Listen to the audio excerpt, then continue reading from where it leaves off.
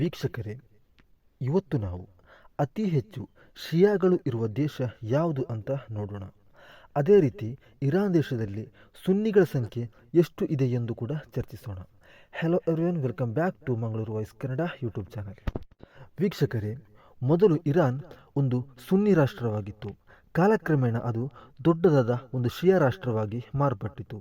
ಅದು ಹೇಗೆ ಶಿಯಾ ರಾಷ್ಟ್ರವಾಯಿತು ಎಂಬುದನ್ನು ವಿವರಿಸಲು ಕಡಿಮೆ ಎಂದರೂ ಅರ್ಧ ಗಂಟೆಯಾದರೂ ಬೇಕಾಗಬಹುದು. ಅಷ್ಟೊಂದು ಸುದೀರ್ಘವಾದ ಚರಿತ್ರೆಯಾಗಿದೆ.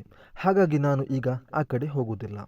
ಸ್ವಹಾಬತ್ಗಳ ಕಾಲದಿಂದ ಹಿಡಿದು ಸುಮಾರು 900 ವರ್ಷಗಳು ಇರಾನ್ ಸುನ್ನಿ ರಾಷ್ಟ್ರವಾಗಿತ್ತು. ವರ್ಷಗಳ ಲೆಕ್ಕದಲ್ಲಿ ಸ್ವಲ್ಪ ವ್ಯತ್ಯಾಸ ಕೂಡ ಇದೆ. ಕೆಲವರು ಹೇಳುತ್ತಾರೆ 800, ಇನ್ನು ಕೆಲವರು 880 ವರ್ಷ ಮತ್ತು 900 ವರ್ಷ ಅಂತಾನೂ ಹೇಳುತ್ತಾರೆ.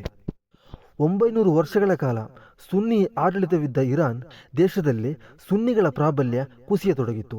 ನಂತರ ಅಧಿಕಾರಕ್ಕೆ ಬಂದ ಶಿಯಾ ರಾಜ ಬಲವಂತವಾಗಿ ಸುನ್ನಿಗಳ ಮೇಲೆ ಶಿಯಾಯಿಸಂ ಹೇರುತ್ತಾನೆ.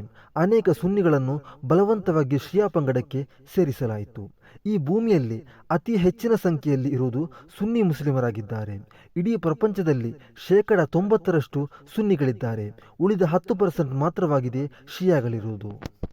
ಶಿಯಾಗಳು ಬಹುಸಂಖ್ಯಾತರಾಗಿರುವ ದೇಶಗಳು ಯಾವುದು ಎಂದೆಲ್ಲ ನೋಡುವುದಾದರೆ Iraq, Iran, Azerbaijan, Bahrain, Yaman ಈ ದೇಶದಲ್ಲಿ ಆಗಿದೆ ಅತಿ ಹೆಚ್ಚು ಶಿಯಾಗಳು ಇರುವುದು. ಆದರೂ ಒಂದು ವಿಷಯ ಏನೆಂದರೆ ಇಷ್ಟು ರಾಷ್ಟ್ರಗಳಲ್ಲಿಯೂ ಕೂಡ 100% ಶಿಯಾಗಳು ಎಲ್ಲೂ ಕೂಡ ಇಲ್ಲ. ಅತಿ ಹೆಚ್ಚು ಶಿಯಾಗಳು ಇರುವುದು ಇರಾನ್ ದೇಶದಲ್ಲಿ.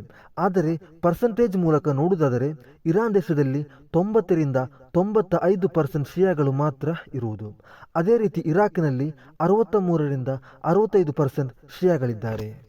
ಬಹರೈನ್ನಲ್ಲಿ 55ರಿಂದ 72% ಶಿಯಾಗಳು, ಅಜರ್ಬೈಜಾನ್ನಲ್ಲಿ 59ರಿಂದ 70% ಶಿಯಾಗಳು, ಯಮನ್ನಲ್ಲಿ 30ರಿಂದ 40% ಶಿಯಾಗಳಿದ್ದಾರೆ.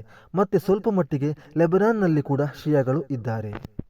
ಸುನ್ನಿ ರಾಷ್ಟ್ರವಾಗಿದ್ದ ಇರಾನ್ ಶಿಯಾಗಳ ಆಡಳಿತ ಬಂದಾಗ ಬಲವಂತವಾಗಿ ಸುನ್ನಿಗಳನ್ನು ಶಿಯಾ ಪಂಗಡಕ್ಕೆ ಸೇರಿಸಲಾಯಿತು.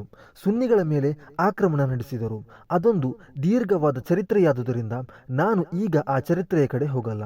ನಿಮಗೆ ಬೇಕು ಅಂತಾದರೆ ತಿಳಿಸಿ, ಅದರ ಕುರಿತು ಮಾತ್ರ ಸಪ್ರೇಟಾಗಿ ಒಂದು ವಿಡಿಯೋ ಮಾಡುವೆ. ಇವತ್ತಿನ ವಿಡಿಯೋ ಇಲ್ಲಿಗೆ ನಿಲ್ಲಿಸುತ್ತೇನೆ.